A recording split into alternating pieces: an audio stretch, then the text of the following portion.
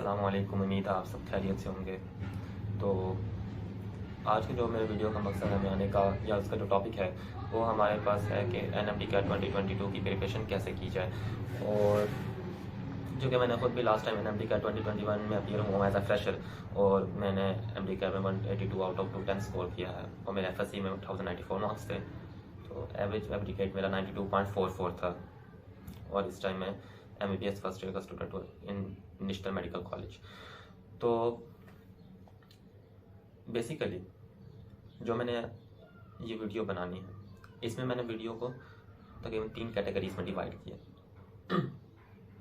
सबसे पहले मैं आपको बताऊंगा कि जो कॉमन मिस्टेक्स स्टूडेंट्स करते हैं एनएमडी कैट 2022 की प्रिपरेशन के लिए, क्योंकि बेसिकली मैं यहाँ पर आपको प्रिपरेशन के बारे में बताऊंगा। आपके टेस्ट अटैम्प्ट के लिए मैं एक अलग से वीडियो बनाऊंगा।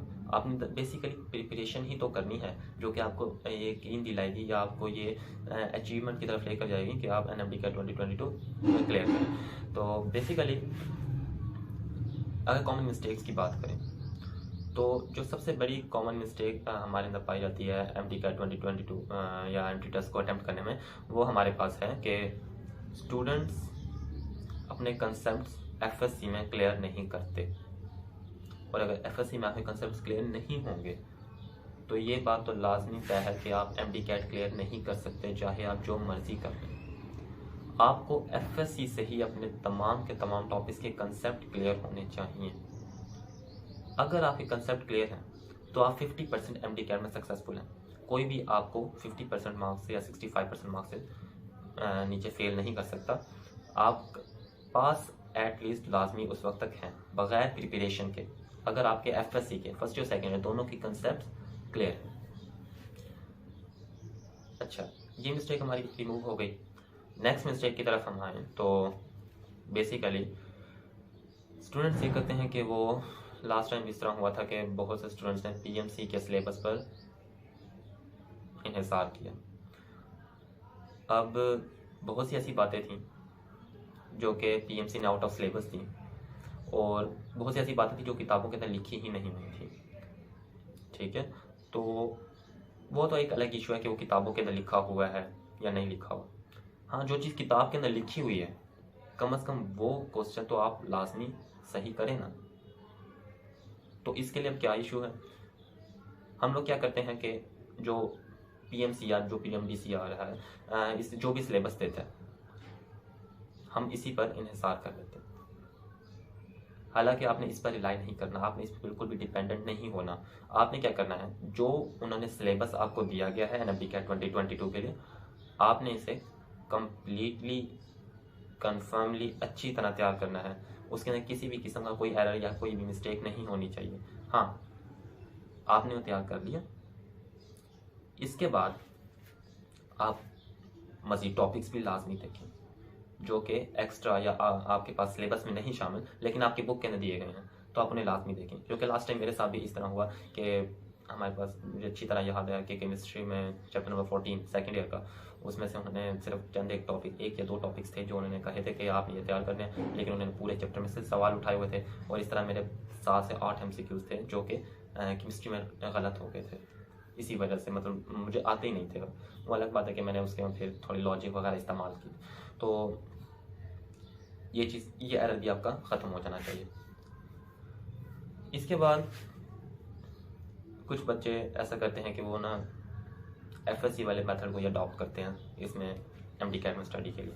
हालांकि ये सबसे बड़ी गलती है और सबसे बड़ी भूल है, और वो स्टूडेंट बस उसका अल्लाह ही हाफिज़ होता है। मैं ऐसा तो नहीं कहता कि वो नहीं निकल सकता, लेकिन बस अल्लाह ही हाफिज़ होता है उसका।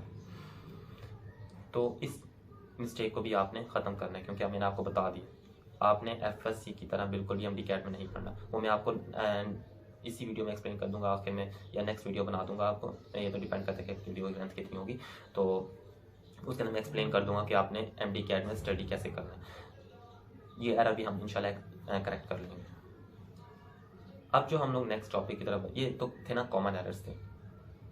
अब हम आते हैं कि प्रिपरेशन कैसे करनी है। तो बेसिकली आपने जो प्रिपरेशन करनी है एमडी कैट के लिए, उसको 3 स्टेजेस में आपके डिवाइड करना है। स्टार्टिंग में आपने क्या करना है, जो आपका फर्स्ट मंथ होगा, आई थिंक आपको 2 से 3 महीने तो मिलेंगे इंशाल्लाह एफएससी के बाद प्रिपरेशन के लिए, क्योंकि आपके जुलाई में इंशाल्लाह पेपर्स हो जाएंगे, तो कम से कम 2 महीने तो मिलेंगे आपको। और अगर पीएम, अब हमने बेसिकली ये देखना है कि हमने प्रिपरेशन कैसे करनी है एमडीकैट की। तो मैंने आपको जैसा बताया कि आप इसे 3 स्टेजेस में डिवाइड करें। जो आपका पहला स्टेज है तकरीबन 1 मंथ या आपका 3 से 3.5 वीक्स पर मुश्तमिल होना चाहिए। वो डिपेंड करता है कि आपका टेस्ट किस डेट को है, ठीक है। तो आपने उस हिसाब से डिवाइड कर लेना है टेस्ट को, जो आपका डेज है उनको इस हिसाब से डिवाइड कर लेना है। आपने क्या करना है, सबसे पहले तो आपने ये डिसाइड करना है, कि आपने अपना टाइम टेबल क्या बनाना है। क्योंकि स्टार्टिंग के डेज हैं, थोड़ा बहुत रेस्ट भी करें, ऐसा ना करें कि बिल्कुल ही स्पीड लगा लें, फिर आखिर में आके वो गाड़ी थक जाती है और फिर वो अल्टीमेटली कोई किसी काम करने के काबिल नहीं रहती। तो do not over speed at first, मैं तो आपको ये मशवरा दूंगा।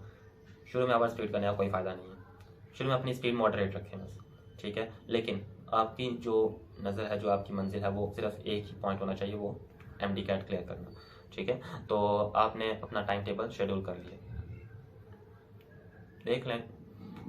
मैं तो आपको ये मशवरा दूंगा कि आप फजर के बाद उठें या फजर की नमाज़ पढ़ें, उसके बाद अपना सोएं ना, बल्कि तैयारी के लिए लगें। क्योंकि आप जो रात को 2 से 3 घंटे पढ़ेंगे वो सुबह के आधे घंटे के बराबर है, यानी कि सुबह आप आधा घंटा पढ़ें तो वो कवर कर देगा उस 2-3 घंटों को। इसके बाद अगर हम लोग नेक्स्ट बात करें, टाइम टेबल हमारा हो गया। इसके बाद हम लोग जो नेक्स्ट चीज़ देखना हमें ज़रूरी है वो है हमारे पास कि आप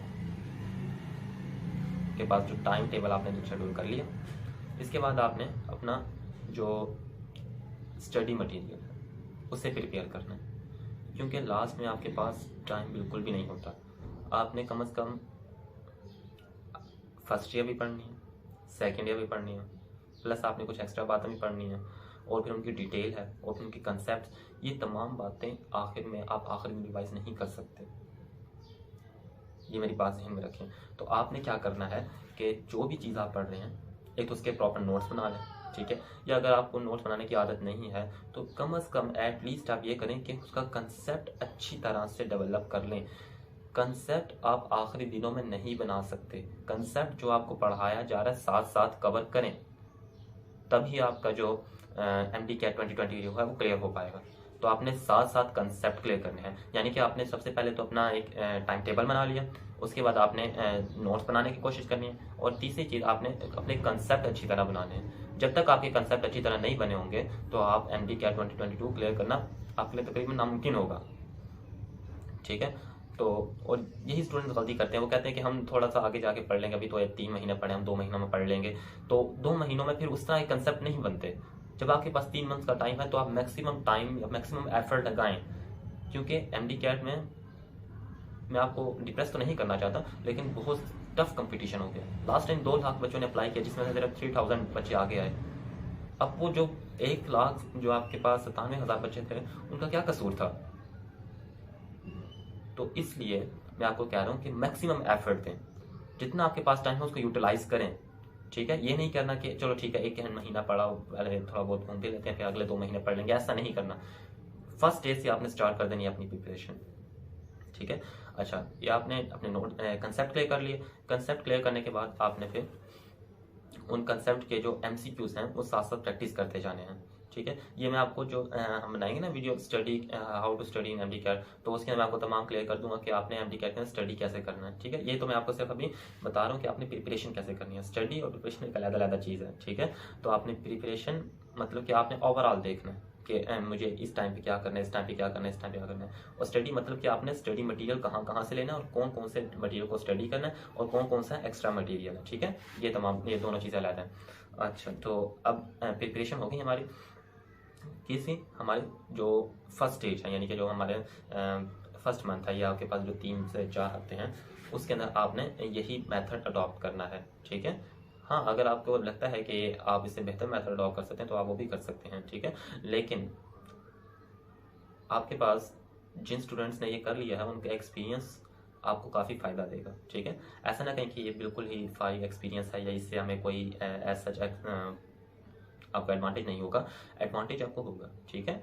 तो आपने क्या करना है कि इसको बिल्कुल भी इस तरह साइड में नहीं रख देना, और ना ही ऐसा करना कि बिल्कुल ही इस चीज़ पर आ जाए, ठीक है।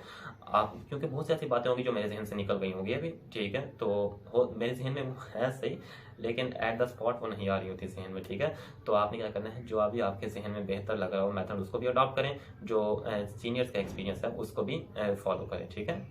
तो इंशाल्लाह हम लोग फिर पार्ट जो हमारे स्टेज 2 होगी और स्टेज 3 होगी उसके हम वीडियो नेक्स्ट में डिस्कस करेंगे कि आपने उसके अंदर कैसे तैयारी करनी है। उम्मीद है आपको तमाम बातें समझ आ गई होंगी जो आपने फर्स्ट स्टेज में, यानी कि जो आपका फर्स्ट पीरियड है उसके अंदर जो आपने अडॉप्ट करनी है। और कोई भी किसी किस्म का क्वेश्चन है तो आप मुझसे कमेंट बॉक्स में पूछ सकते हैं। Thank you.